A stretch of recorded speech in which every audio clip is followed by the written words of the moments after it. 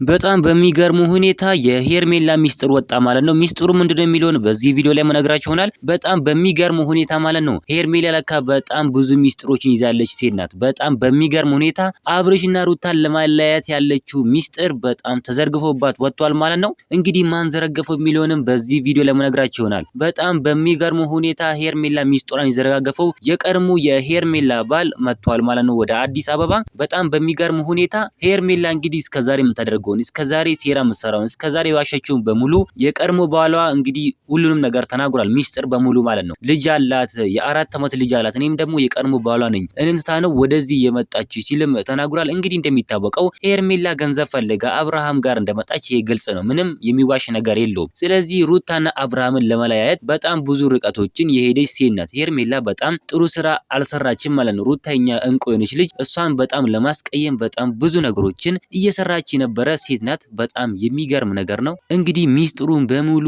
የቀድሞ የሄርሜላ ባል ተናግሯል ማለት ነው። እውነት ለመናገር በጣም የሚደብር ነገር ነው ያደረገችው ሄርሜላ። የቀድሞ ባሏም እንግዲህ ተናግሯል። እኔን ትታ ወደ አብርሽ አሁን መጣለች። ይሄም ደግሞ የሆነ ነገር ፈልጋ ነው እንጂ ዝም ብላ አይደለም። ይሄ የታቀደበት ነገር ነው ሲል የቀድሞ የሄርሜላ ባል ተናግሯል። እንግዲህ በጣም ብዙ ኦዲየንሶችም ይህን ነገር እየተናገሩ ይገኛሉ። አብርሽን ፈልጋ አይደለም ለገንዘብ ብላ ነው እያሉ ነው። በጣም የሚገርም ነገር ነው። እንግዲህ ዛሬ ሚስጥሮችን በሙሉ እየተናገሩ ማለት ነው። እናንተ ምን ትላላችሁ? ሀሳብ አስተያየታችሁን ኮሜንት ላይ ማስቀመጥ እንዳረሱ፣ ቪዲዮውን ላይክ፣ ቻናሉን ሰብስክራይብ ማድረግ እንዳረሱ። በሌላ ቪዲዮ እስከምንገናኝ በያላችሁበት የዓለም ዳርቻ ሰላማችሁ ብዝት ይበልልኝ።